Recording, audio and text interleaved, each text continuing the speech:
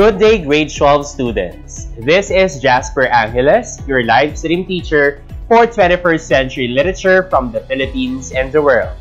We shall be embarking once again on a ship bound for the treasures of 21st century writings. Before we do that, make sure that you have your pen and your notebook. Do not forget to take down notes while listening. Last time, class, we have used our understanding of contexts in interpreting literature. Can you comment down the 4 contexts that we have used in interpreting literary texts? What were the texts that we have discussed last meeting? Come on, let me see if you can still remember them. Alright, the 4 contexts are biographical, linguistic, literary, and socio-cultural contexts. The texts that we have explored, on the other hand, were Rhythmic Exercise by Mohamed Maksangi and Immigration Headline by Javier Zamora. Both texts were written in the 21st century and both also show the issues that we humans face in this century, which are political issues resulting in uprisings and, of course, human displacement. Now, we shall add to those world issues by looking at other literary pieces coming from the world. To better prepare us for those issues, let us answer some questions that you may or you may not know the answer to. Nevertheless, let us test your knowledge of world issues and general information through these questions. I would not ask, of course, if you are ready, because you have no choice but to be ready. Let's begin. Class, the first one is this. What do you call the condition in which there is a discrepancy between the internal and external sexual and genital organs? It is grouped together with other conditions as a disorder of sex development or DSD. Is it letter A, homosexuality, B, hermaphroditism, C, transgenderism, or letter D, heterosexuality? You have 10 seconds to answer. Timer starts now.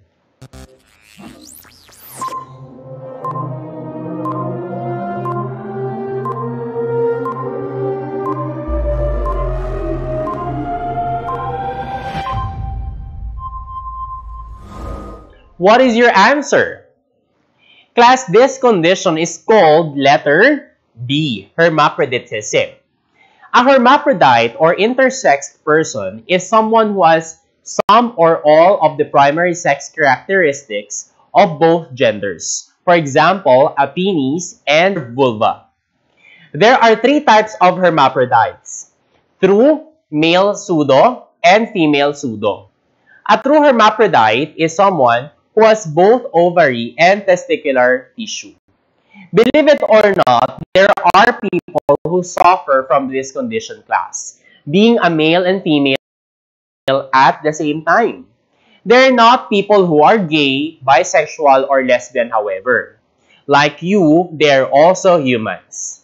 Let's have the next question. What ideology is associated with the idea that if a man does not play basketball, does not fall in love with a woman, or does not do any activities pertaining to the ones expected from a typical man, then he is not a man? Is it letter A, progressivism, B, conservatism, C, homosexuality, or letter D, patriarchy? Come on, 10 seconds, go.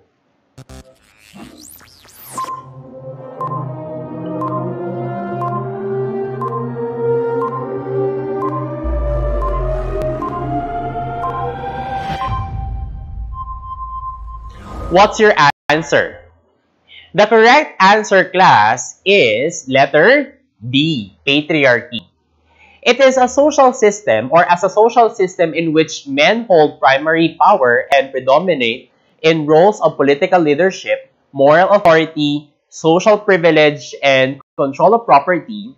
Patriarchy is an ideology that forced men to embrace the toxic masculinity stereotypes like the ones mentioned here. Remember, grade 12, you do what you want, not on the basis of stereotypes, but on the basis of your own preference. To young boys out there who don't play basketball, you're still men. Games do not define your gender. No one and nothing can define who you are because that is what you choose for yourself. So much about gender, class. Let's have the next question. Class, it is the sense of a nation as a cohesive whole as represented by distinctive traditions, culture, and language. It is viewed in psychological terms as an awareness of difference, a feeling and recognition of we and they. Is it letter A, cultural awareness, B, colonial mentality, C, national identity, or letter D, collective identity? Timer's on!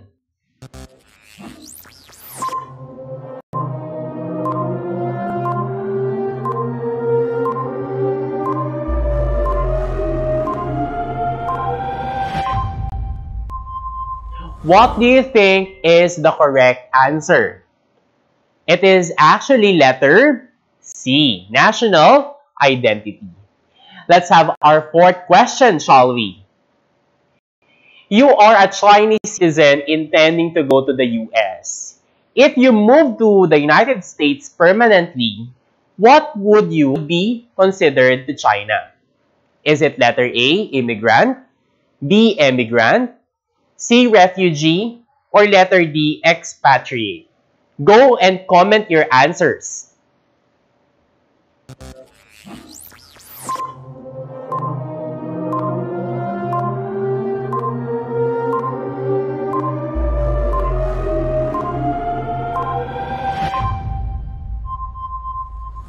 What is your answer, class? Alright, the correct answer is actually letter B, emigrant. Emigration is the movement of individuals out of an area. Emigrate is from the point of view of the departure. You are an emigrant to the country where you came from and an immigrant to the country you are to go to. An expatriate, meanwhile, is a person who lives outside their native country. Now, let's have the last question. In literature, class, it is an imagined community or society that is dehumanizing and frightening. Its role is to educate and give awareness to the audience. It also serves as a warning about the current state of affairs of a government or of those in power. Is it letter A, dystopia, B, utopia, C, generative community, or letter D, hunter-gatherer society? Go and comment your answer.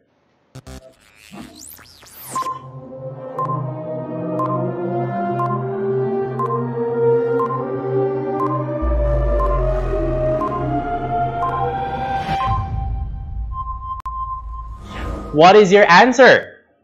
The correct one is, of course, dystopia. This genre, class, by content is shared by famous novels of today like Hunger Games, Divergent, and The Maze Runner. Now, from the short series of questions, what other social issues besides the ones we have explored last meeting have you encountered? Can I see them on the comment section? What issues here were introduced? Okay, I see several answers, but I do believe that we can summarize them into 4. We have dystopian literature as genre, gender issues, political problems, and again, human displacement. These, however, are not the only things you will encounter in the selected texts that you will see later. There are other several pressing issues in the 21st century. Before we begin, however, let's be guided by the following objectives. First, class, you need to be able to identify the canonical works from the world, and secondly, explore the various themes evidenced in the given canonical literary works from the world. Class, if you can still remember the 3rd episode, we clarified the confusion on the module regarding literary genres on the 21st century. We do not have emerging genres according to form. We cannot guarantee also that we have emerging content because some of them were evident already in the past. Some say that we have novels having technology as subject matter. If this is the case, class, how would you explain the novels of H.G. Wells, especially The Time Machine, which was written in the 19th century. What we do have in the 21st century, I think, are the different modes of publication. Of course, there are still issues of the present that did not emerge in the days of yore. This is the reason why we can also say that in terms of content, 21st century literature also explores national, ethnic, linguistic, and social-political issues like identity and diaspora, which are both side effects of the two major world wars we have experienced in the past centuries. Given that literatures written in the 2000 onwards reflect significant human experiences as a result of changes in political, economic, and societal landscapes, can we consider them as a classic or as a canonical work? If you have seen in our objective, one of our goals is to see the canonical works. The question now is, what makes a literary work canonical, or at least classical? How do we know if the contemporary works we have read and we are about to read are canonical? First, what do we mean by canon or canonical work? Class, canonical literary works are not captured by canon cameras. They're not also related with canons of the medieval era. Literary canon refers to a body of books, narratives, and other texts considered to be the most important and, look at this, influential of a particular time, period, or place. Remember the term influential. An influential work is something that aroused the public, something that made them react in the same way that the friars reacted to Rizal's Noli and El Fili. Of course, they were influential because they covered the life of people and sometimes they touch on the controversial issues commonly hurting some people who hold power. Not all literary canons have done this, of course, but we are sure that they have influenced people. Furthermore, in the earliest years, most educators were religious and ultimately brought in a moral focus or moral compass in terms of which works were approved as canonical works. According to Stephen Behrens, university professor at the University of Nebraska-Lincoln, the Western literary canon has historically been dictated by economically secure, traditionally educated, socially privileged white men. This means to say that the canonical status of a work is often politicized. Also, he mentioned that canons are always about closed communities. Who is excluded is at least as important as who is included. It is the word in crowd that usually controls the entrances, which means that the canonized or canonical writers largely resemble those who have judged them to be major or important or classic. But this judging still rests on the tastes and preferences of the judges who have traditionally been conditioned, whether they are aware of it, to certain or to prefer certain things, familiar things mostly over unfamiliar ones. This mainly tells us that both politics and the people decide how a literary text becomes a canonical work. This class is supported by Italo Calvino in the text Why Read the Classics, published in 1991. According to Calvino, one of the criteria to a classic is that it must exercise a particular influence both when they imprint themselves on our imagination as unforgettable and when they hide in the layers of memory disguised as the individual's or collective unconscious. He also adds that a classic is a work that has never exhausted all it has to say to its readers. This means to say that each time you read that text, another epiphany or insight gets discovered by you. Each time you read it, you see another point of view, another relatable experience, class. With these points, I believe everyone has gotten the idea as to how the title canonical and classical is attached to the name of a novel, short story, or poem. Now, let's take a short trip to the various literary works of the world that we can consider as canonical. Do not expect, however, that we will be able to cover all of them. In our session today, we will get a glimpse of some authors, their works, and the issues they have captured from the 21st century. By the way, we have used these references here, as you can see here, as basis for the selection of the canonical literary pieces from the world. Remember, class, that a canonical literary work is an influential work, and the text that we shall see later had been recognized by a lot of readers around the world. These texts came from these regions: Asia and the Pacific, Europe, North America, and Central and Latin America. Mind you that this is not Miss Universe, so we still had these regions, of course. Let's begin with the canonical works from Asia.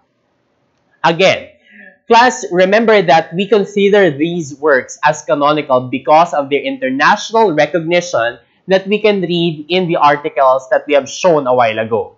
Let us begin with Ilustrado by Miguel Sihuco. Miguel was born and raised in Manila. A novelist, journalist, and teacher, he is a contributing opinion writer for the International New York Times. Sihuco's novel begins with a body. On a clear day in winter, the battered corpse of Crispin Salvador is pulled from the Hudson River. Gone too is the only manuscript of his final book, a work meant to rescue him from obscurity by exposing the crimes of the Filipino ruling families. Miguel, his student and only remaining friend, sets out for Manila to investigate. The writing emerged as a rich and dramatic family saga of 4 generations, tracing 150 years of Philippine history forged under Spanish, American, and Filipinos themselves. Sihuco uses numerous parallels, including the parallel between Crispin and Miguel, to show the past repeating itself in the present. This novel basically tells its audience of the possibilities of a repeated history and of the power of the younger generation to stop that culture perpetuated in the past. Next, we have Three Sisters by B. Fei Yu. From the Philippines, let's jump to China. B. Fei Yu is one of the most respected authors and screenwriters in China today. He was born in 1964 in Tsinghua in the province of Jiangsu, China. B constructs well-rounded characters and is often called China's best male writer on the female psyche. He often writes like he talks. His prose can be meandering and his metaphors indulgent, but his ability to reproduce colloquial language in print and his interest in commonplace characters means that his work presents a wealth of truly relevant detail to the reader.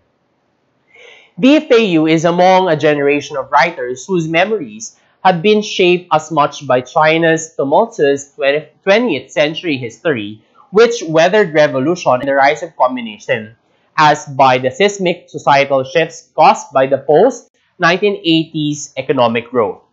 This novel, Three Sisters, focuses on the separate stories of 3 sisters to show the effects of these shifts on individuals caught amidst sweeping historical change.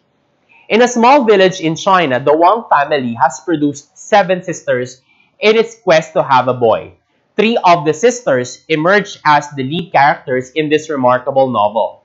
Born in an impoverished rural hinterland, the Wang family find their lives dominated by the unspoken rules of patriarchal customs. Sons are valued over daughters, and a young woman's only hope for advancement is a good match. They, the sisters, strive to change the course of their destinies and battle against an infinite ocean of people in China that does not truly belong to them. Yumi will use her dignity, Yushi her powers of deduction, and Yu Yang her ambition, all in an effort to take control of their world, their bodies, and their lives. Although the 3 sisters are rewarded for their perseverance in an overwhelmingly misogynistic society, their small gains are easily outrun by their misfortunes. What social issues, class, were present here? Yes, I'd agree it tells something about misogyny, if not the perpetuation of the patriarchal ideology in this context. Let's see our next author in piece. Here we meet Aravind Adiga and his work, The White Tiger. Aravind or Aravind Adiga was born in India in 1974 and educated in India and Australia. He studied English literature at Columbia University in New York and gained a master's in philosophy at Magdalen College, Oxford. Since 2000, he has worked as a journalist, first as a financial correspondent in New York, then returning to India in 2003 to work as correspondent for Time magazine. His articles on politics, business, and the arts have appeared in many publications. The White Tiger was published in 2008 and won the 2008 Man Booker Prize for Fiction.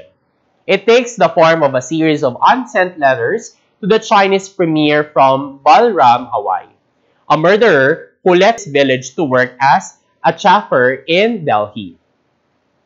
By the time he sits down to tell his story, Balram, the protagonist, is a wealthy man who keeps to himself, still fearful that one day his crime will be discovered. However, he concludes in his letter to Wen Jibao, claiming that even if he is found, he will never regret his crime. It was worth committing, according to him, simply because it enabled him to experience life as a free man rather than as a servant. Balram's eyes penetrate India as few outsiders can. The cockroaches and the call centers, the prostitutes and the worshippers, the ancient and old internet cultures, the water buffalo, and trapped in so many kinds of cages that escape is almost impossible, the White Tiger. And with the charisma as undeniable as it is expected, Balram teaches us that religion doesn't create virtue and money doesn't solve every problem. Aside from these Filipino, Chinese, and Indian texts, we also have The Garden of Evening Mists by Tan Xuan Eng. It is a second English-language novel by Malaysian novelist Tan Xuan Eng, first published in January 2012.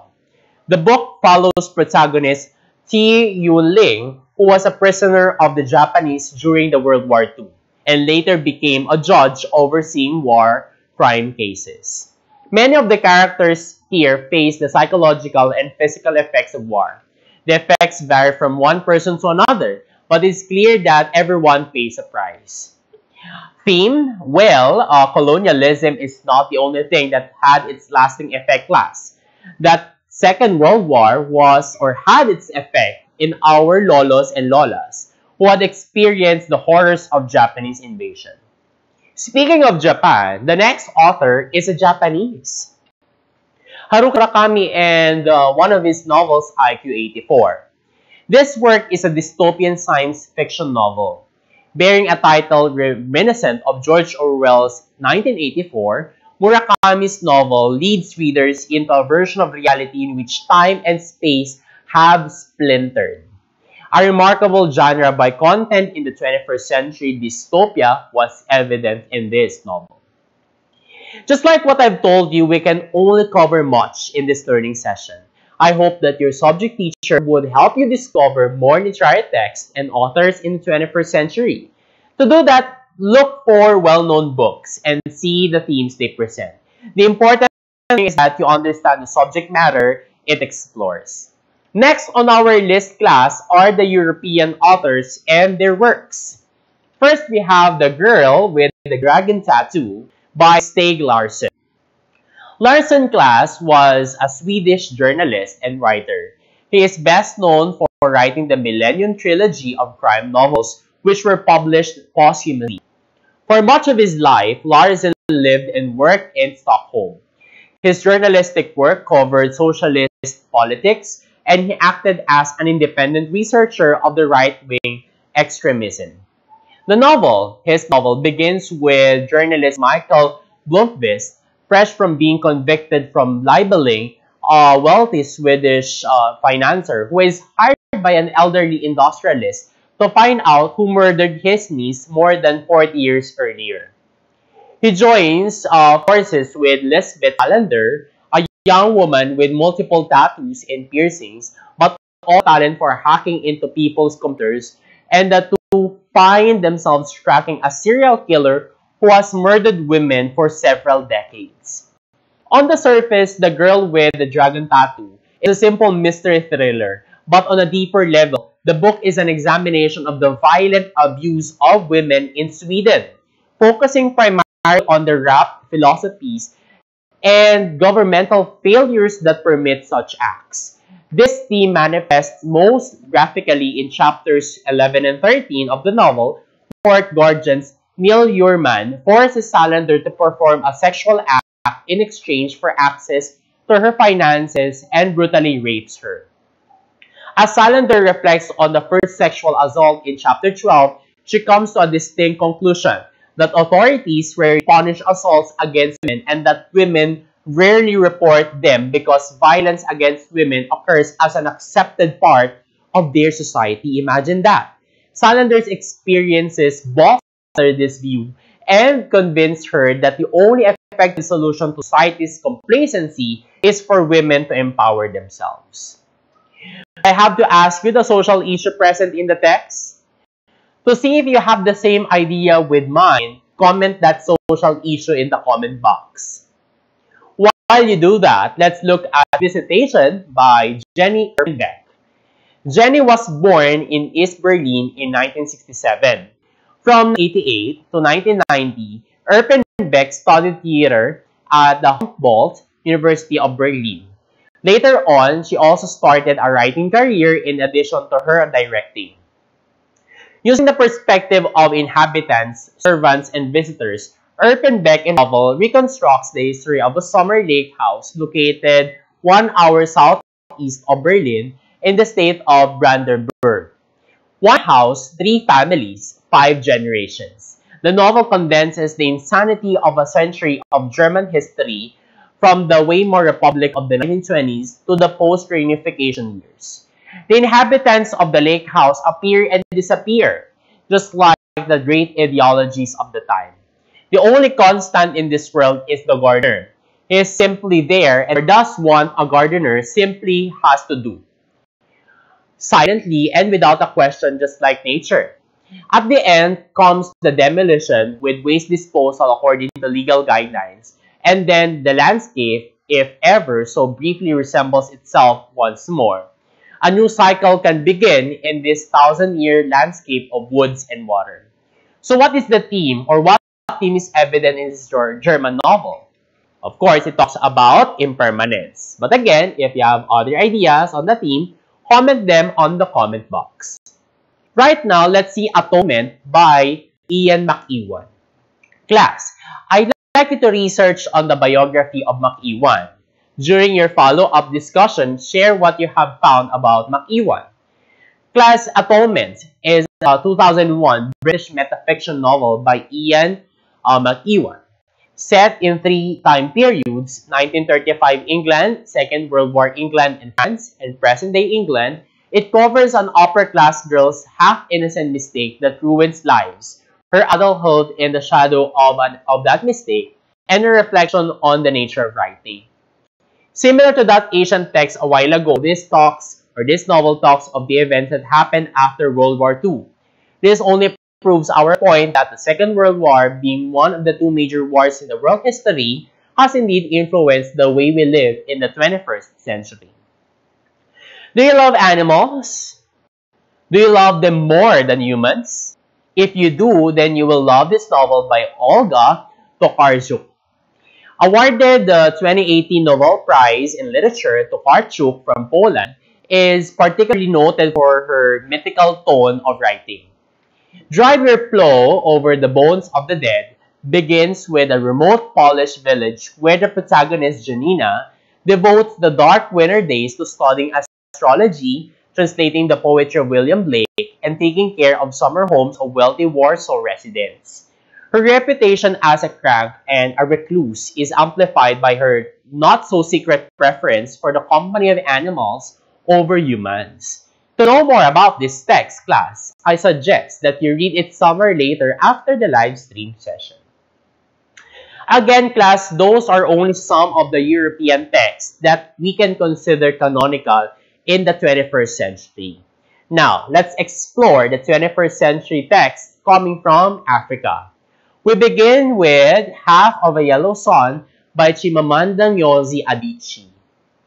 Adichie, class, is a Nigerian writer whose works range from novels to short stories to non-fiction. She was described in the Times Literary Supplement as the most prominent of a procession of critically acclaimed young Anglophone authors, which is succeeding in attracting a new generation of readers to African literature, particularly in her second home, the United States. This text humanizes those who fall victims to war and shows a side of war that is often ignored in the name of nationalism. After Biafra announced that it would secede, a civil war follows and irreversibly changes the lives of the characters in the text. The book traces the events that shook Africa during the early and late 1960s and the period when the war took place. The novel takes a beautifully anachronistic approach, flowing back and forth in time to tell the tale of those affected by war. Nigeria became independent from Great Britain in 1960. The Nigerian Biafran Civil War lasted from 1967 to 1970 and was marked by extreme starvation and ethnic violence.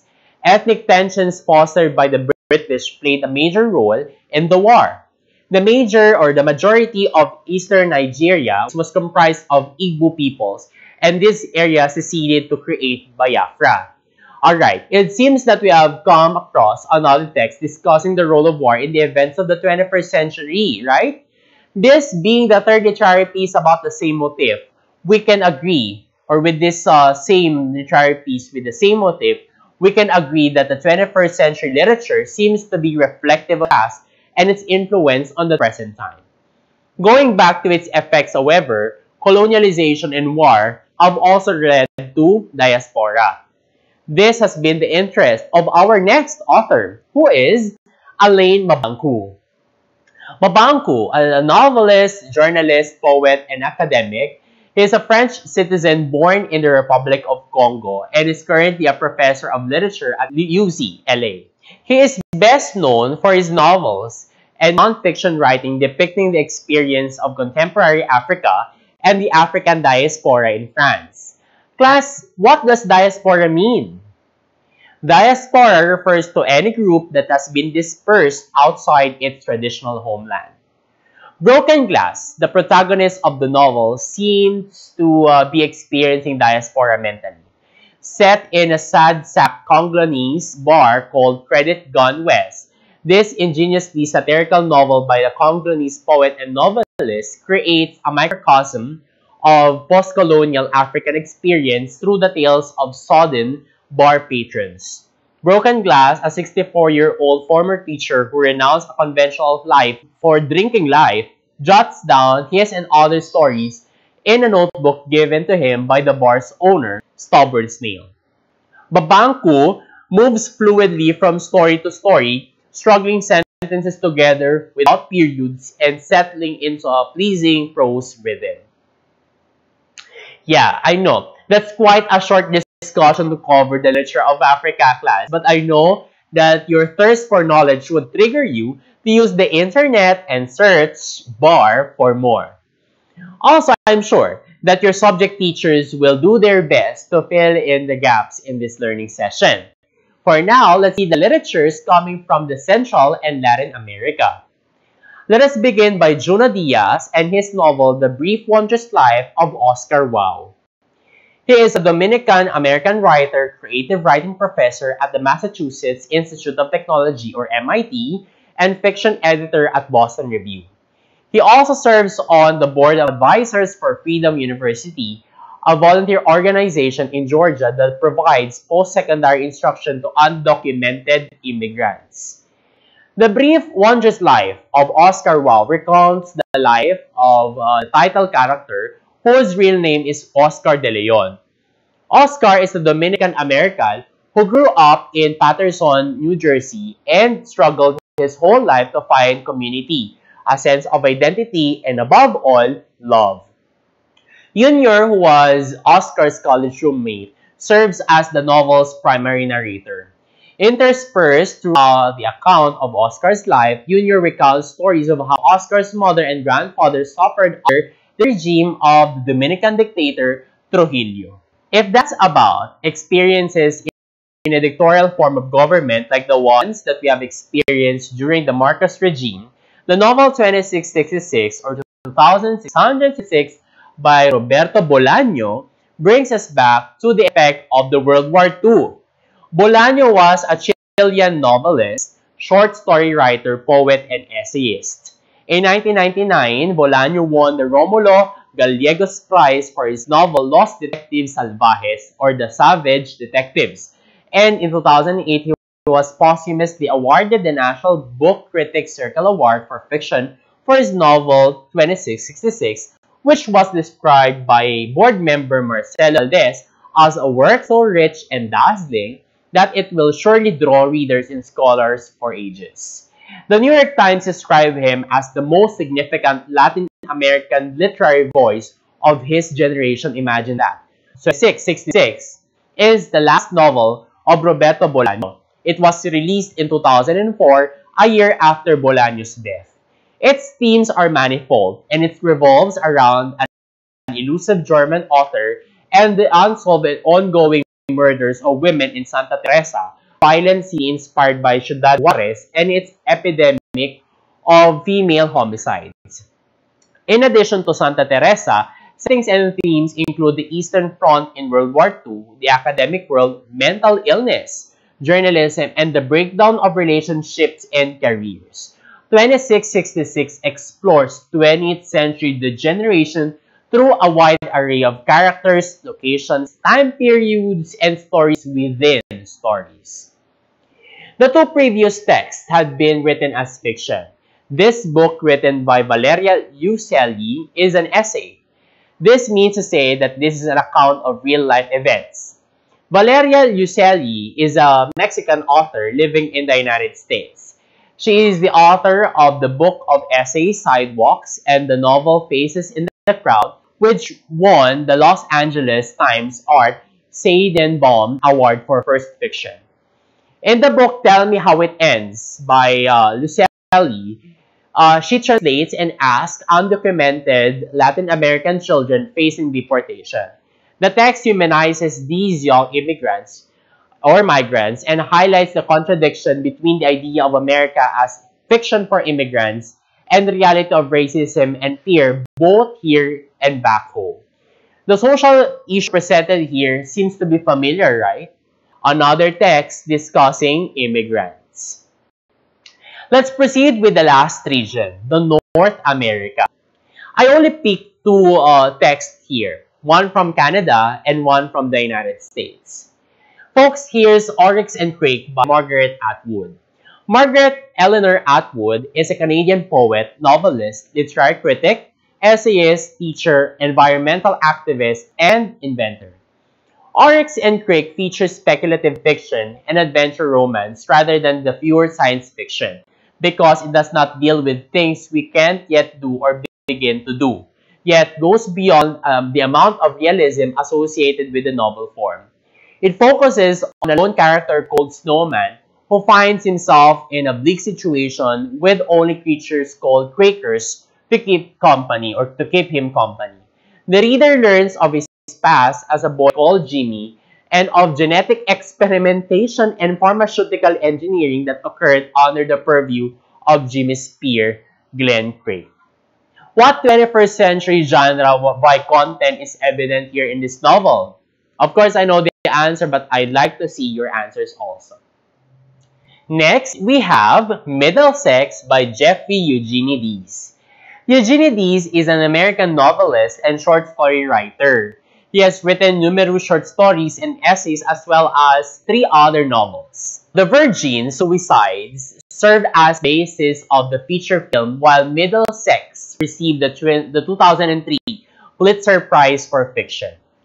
Primarily a coming-of-age story or Bildungsroman and family saga, Middlesex chronicles the effect of a mutated gene on 3 generations of a Greek family, causing momentous changes in the protagonist's life. According to scholars, the novel's main themes are nature versus nurture, rebirth, and the differing experiences of what society constructs as polar opposites, such as those found between men and women. It discusses the pursuit of the American dream and explores gender identity. The novel contains many allusions to Greek mythology, including creatures such as Minotaur, half-man and half-bull, and the Chimera, a monster composed of various animal parts. There are other several texts exploring sexuality and gender. This is because this is part of the identity development theme, a motif that recurs in contemporary texts. Again, we have considered these literary pieces and authors from the different regions of the world as canonical literary pieces and canonical writers because of the recognitions and accolades that they have received. This tells us that they have influenced the political and social scene we see in the 21st century. With regards to them being a classic, however, I do believe that we have to wait and see if they stand or will stand the test of time. Again, what were the salient features that made these literary texts we discussed as canonical works? Again, what made them canonical works, class? What were some of the salient features? I'd like to hear 2 salient features from you. Okay, so as you can see on the PowerPoint presentation, all of them had been influential in the 21st century and had presented significant human experiences that make us more human in the process. Again, influence and significant human experiences. Do not forget the 2 concepts or these 2 concepts related with canonical works.